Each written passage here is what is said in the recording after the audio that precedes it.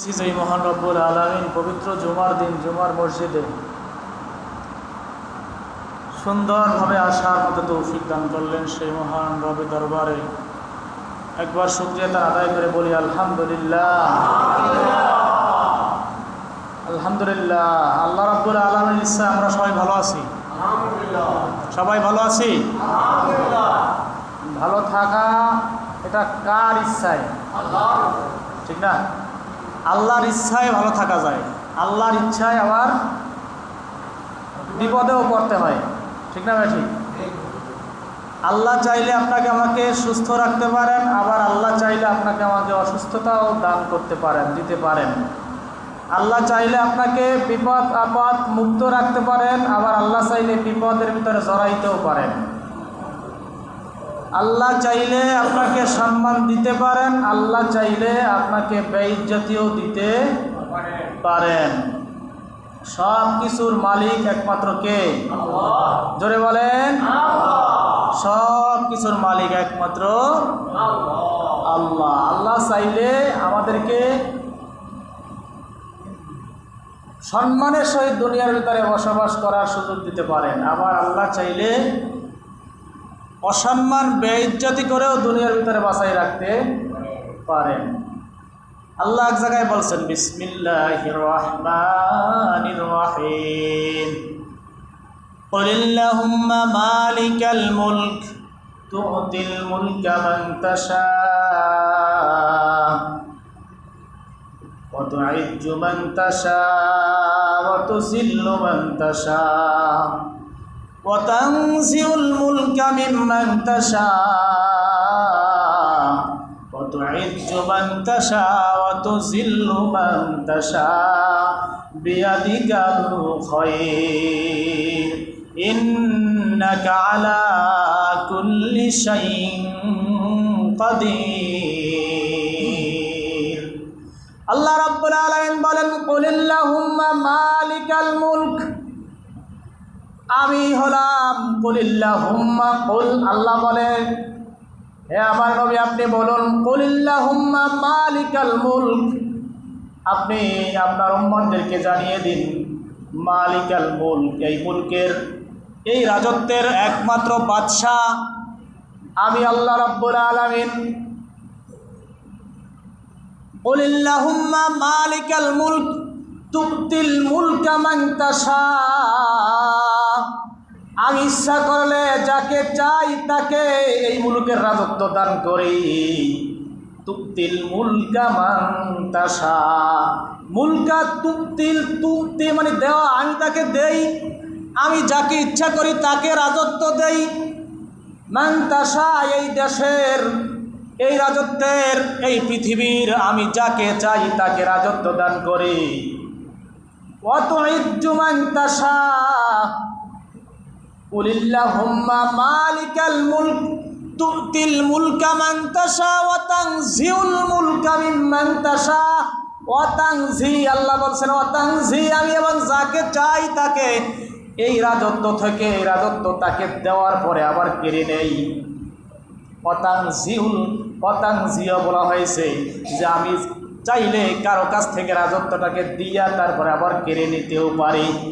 10 বছর 15 বছর দিয়েছিল না? দেয় নাই?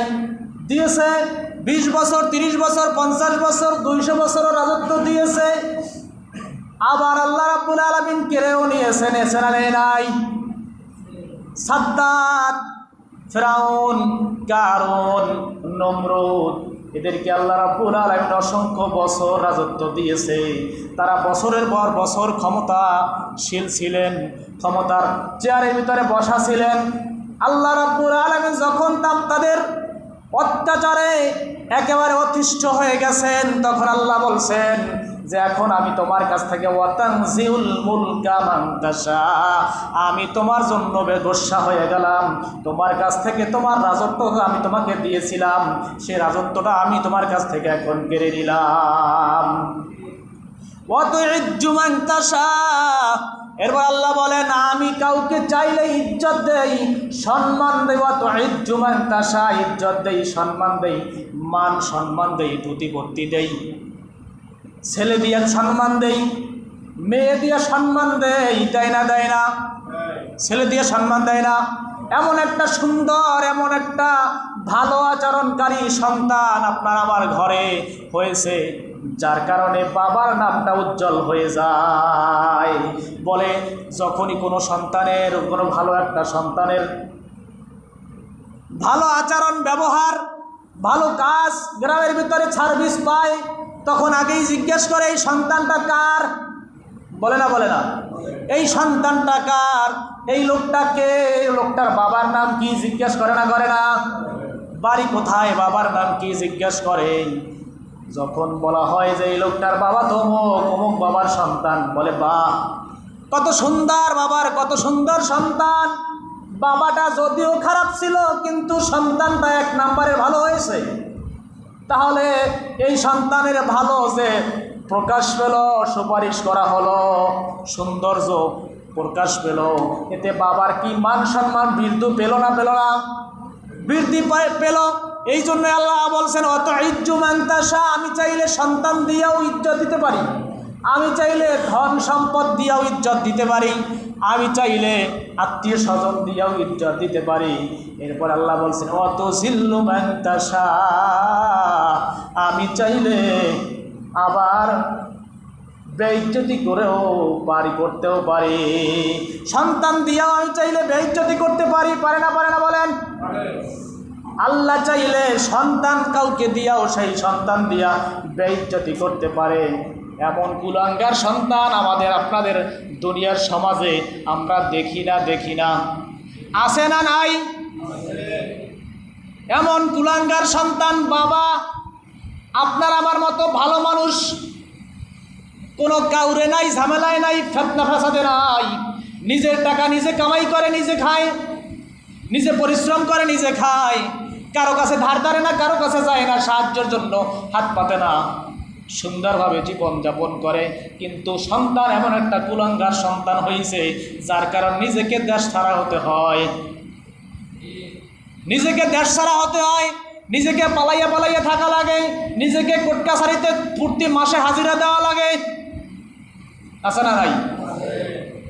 অসংখ্য দূরে যাওয়া লাগবে না, আপনার আমার আশেপাশে খুঁজলেই পাবেন। এমনকি আমার মতো হুজুর, আমার মতো ভদ্র মানুষের সন্তানও খারাপ হতে পারে, পারে না? আবার আপনার মতো ভালো মানুষের সন্তানও খারাপ হতে পারে, পারে না পারে না? অবশ্যই পারে। কিন্তু এইটা কি ওই বাবারই দোষ? হয়তো বা বাবার দোষও থাকতে পারে, আবার বাবার দোষ নাও থাকতে পারে। তবে বেশিরভাগ সময়ই বাবার দোষ, মায়ের দোষ। কারণ সন্তানকে ছোটোবেলা থেকে যেই শিক্ষাটা দেওয়া উচিত ছিল সেই শিক্ষাটা সন্তান যখন না পায় তখনই সন্তানটা গাজার দিকে মুখ দেয়, তখনই সন্তানটা মেয়েদের দিকে হাত বাড়ায়, তখনই সন্তানটা চুরির দিকে হাত বাড়ায়, তখনই সন্তানটা ডাকাতের দিকে হাত বাড়ায়, তখনই সন্তানটা সন্ত্রাসের দিকে হাত বাড়ায়, তখনই সন্তানটা রাস্তাঘাটে ছিনতাইয়ের কাজ শুরু করে। করে না করে না? অবশ্যই করে। তাহলে আপনারা আমার সন্তানকে একমাত্র তৈরি করার দায়িত্ব আপনার উপরেই পড়ে। আপনার সন্তানকে ভালো করার দায়িত্ব আপনার। যদি আপনার সন্তানটা দেখেন লাইনচ্যুত হয়ে গেছে, আপনার সন্তানটা, আমার সন্তানটা কথা শোনে না, সাথে সাথে তাকে সরকারের হস্তান্তর করতে হবে। সাথে সাথে যে এই সন্তানটা আমার কিছুদিন পরে এখনই যেই কাজবাজ শুরু করছে, তার ডাকাতি, চুরি, সন্ত্রাসী, মারামারি, রাহাজানি, কাটাকাটি সব করে, আমি একে পুলিশের কাছে সোপর্দ করে দিলাম, একেবারে 10 বছর 20 বছর পর্যন্ত লেগে থাকুক, তারপরে যদি ভালো হয় হবে, না হলে আমার কিছু করার নাই, তবে দিয়ে দেওয়ার দরকার। তা না হলে বার ওই সন্তানের মাধ্যমে সন্তানটা বাবা অপদস্থ হবে। আশেপাশে খোঁজ করলে এরকমের কুলাঙ্গার সন্তান আছে না, পাওয়া যাবে না? যাবে না বলেন? পাওয়া যাবে। তাহলে এই জন্য আল্লাহ বলছেন অত জিল্লুমান তাশা, আমি চাইলে কাউকে সন্তান দিয়াও বেইজ্জতি করতে পারি, আমি চাইলে কাউকে পাওয়ার দিয়া, ক্ষমতা দিয়াও বেইজ্জতি করতে পারি, আমি চাইলে কাউকে ক্ষমতা ছাড়াও বেইজ্জতি করতে পারি। পারে না পারে না? ক্ষমতা নাই তারপর আল্লাহ বেইজ্জতি করতে পারে। যারা ক্ষমতাশীল তাদের মাধ্যমে, যারা ক্ষমতা নাই তাদেরকে বেইজ্জতি স্বীকার করতে পারেন। তবে এই যে বেইজ্জতির আবার কয়েকটা ধরন আছে, বেইজ্জতির কয়েকটা ধরন আছে। সেই বেইজ্জতির ধরন হলো, আপনি ক্ষমতাশীল বলে আপনি কাউকে বেইজ্জতি করলেন, যাকে আপনি বেইজ্জতি করলেন মূলত বেইজ্জতিটা সে হয় নাই, কারণ এইটা আল্লাহ রাব্বুল আলামিন দেখে না দেখে। এটাকে বলা হয় মাজলুম। এটাকে বলা হয় কি? জুলুমের মাজলুম। জুলুমকারী অত্যাচারী যার সাথে করা হয়েছে তাকে বলা হয় মাজলুম। এইভাবে যারা অত্যাচারিত হয়েছে, বেইজ্জতি হয়েছে, এর প্রথা, এর জন্য ফায়দা আল্লাহ রাব্বুল আলামিন একমাত্র তিনিই দান করবেন। আল্লাহ বলছেন ওয়াতুযিল্লু মান তাশা, আমি যাকে চাই বেইজ্জতি করি। তবে যদি কারো দোষে বেইজ্জতি হয়ে যায় এটার দায়ভার আমার নয়। তবে যদি কোনো ব্যক্তি নিরপরাধ ব্যক্তি বেইজ্জতি হয়, তাহলে সেটা আল্লাহ রাব্বুল আলামিন তাকে মাফ করে দেয় এবং তার সাজা আল্লাহ রাব্বুল আলামিন তাকে দিয়ে দিবে। তাকে কি করবে? দিয়ে দেবে। এরপর বলছে ওয়াতুযিল্লু মান তাশা বিয়াদিকাল খায়র, এবং এর ক্ষমতার মালিক একমাত্র আমি। ইন্নাকা আলা কুল্লি শাইইন কাদির, সমস্ত ক্ষমতার মালিক একমাত্র আমি, মহান রব্বুল আলামিন। এরপর আল্লাহ বলছেন তুলিজুল লাইলা ফিন নাহার, তুলিজুল লাইলা, আমি রাত্রকে দিনের ভিতরে প্রবেশ করাই। অতুলিজুন নাহারা ফিল লাইল, এবং আমি দিনের ভিতরে রাতকে প্রবেশ করাই। অতুরিজুন নাহারা ফিল লাইল ওয়া তুখরিজুল হাইয়া মিনাল মাইয়িতি ওয়া তুখরিজুল মাইয়িতা মিনাল হাইয়ি ওয়া তারযুকু মান তাশাউ বিগাইরি হিসাব। আল্লাহ বলেন তুলিজুল লাইলা ফিন নাহার, আমি রাতের ভিতরে দিনকে প্রবেশ করাই। ওয়াতুলিজুন নাহারা ফিল লাইল, এবং আমি দিনের ভিতরে রাতকে প্রবেশ করাই। ওয়াতুখরিজুল হাইয়া, আমি মৃতর ভিতর থেকে জীবিতকে বের করি। কির ভিতর থেকে? মৃতর ভিতর থেকে, মৃত মানুষের ভিতর থেকে জীবিত মানুষকে বের করি। মৃত বস্তু থেকে জীবিত বস্তু বের করি। মৃত মাটিটার ভিতর থেকে জীবিত প্রাণী বের করি। করে না? করে না? আপনারা দেখছেন কখন এরকম মৃত্যুর ভিতর থেকে জীবিত প্রাণী বের করে? আপনারা দেখছেন? আল্লাহ পারে, আপনারা দেখেন নাই?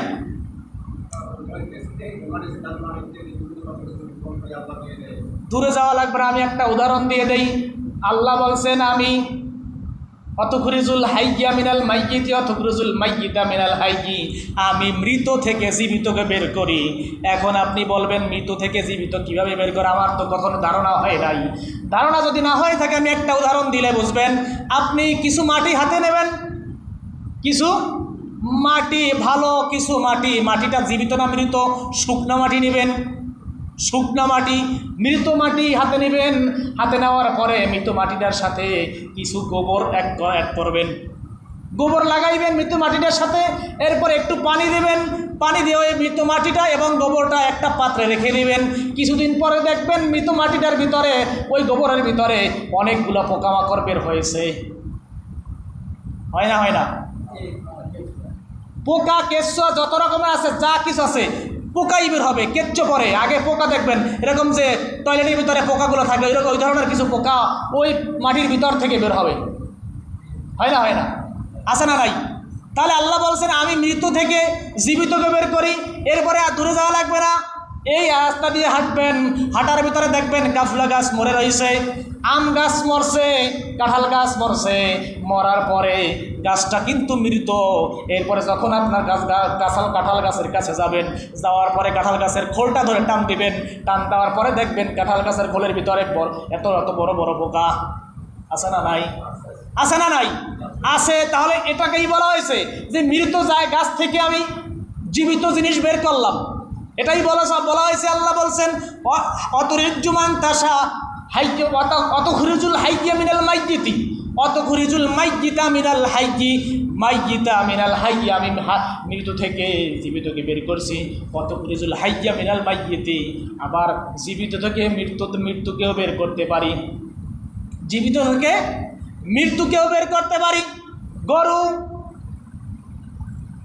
গরু গাভীন হয়েছে, অনেক সময় দেখবেন গরু গাভিন হওয়ার পরে বাচ্চাটা যখন বের হয়, মৃত বাচ্চা বের হয় না, হয় না? সন্তান আপনার আমার মা বোনেরা এরকম সন্তান প্রসব করে, মৃত্যু সন্তান প্রসব করে না, করে না? আল্লাহ করে। তাই আল্লাহ যে আয়াতগুলো ব্যাখ্যা করেছেন, আয়াতগুলো অর্থ দিয়ে দিয়েছেন, সুন্দর সুন্দর আয়াত। আল্লাহ বলছেন আমি জীবিত থেকে মৃত বের করি, মৃত থেকে জীবিতকে বের করি। এটা 100% সত্য। ক্ষমতা 100% কার হাতে?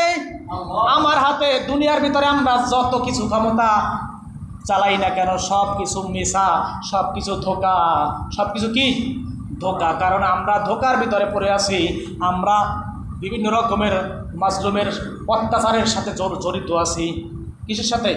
অত্যাচারের সাথে জড়িত আছি। আপনারা খেয়াল লক্ষ্য করেন, কত মানুষ নিজের কাছ থেকে নিজে লক্ষ্য করেন। আপনার আমার আশপাশে যারা আছে, আপনি আমি কত কায়দায় কত মানুষের সাথে জুলুম অত্যাচার করি। কি করি?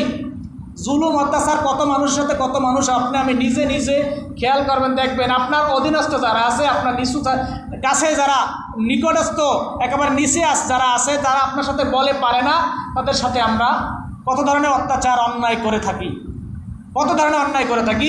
আল্লাহ বলছেন ফামান ইয়ামাল মিসকালা যাররাতিন খায়রান ইয়ারা ওয়া মান ইয়ামাল মিসকালা যাররাতিন শাররান ইয়ারা।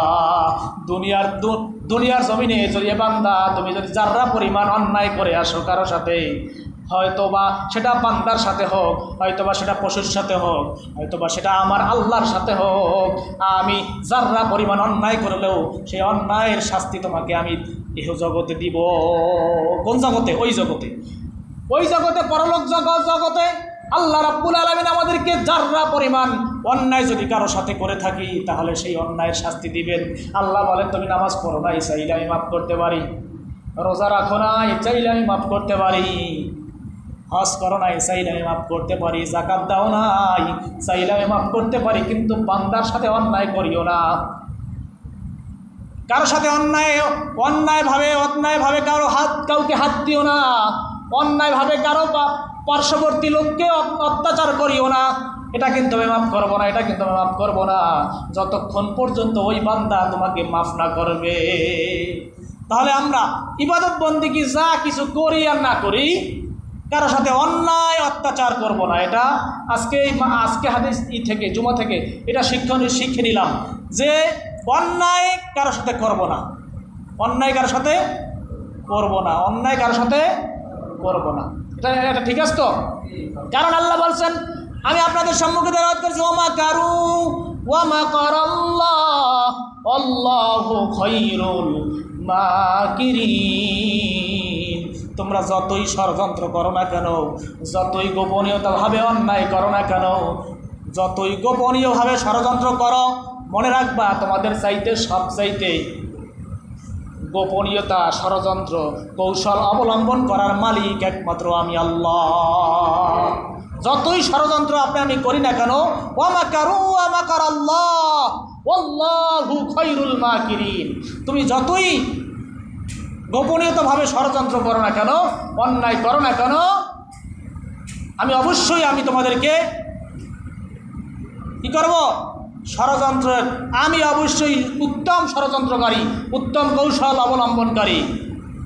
সামনে বাতিটা সাথে দেন, এই সুইচ দুইটা। আল্লাহ রাব্বুল আলামিন আমাদেরকে এই আজকের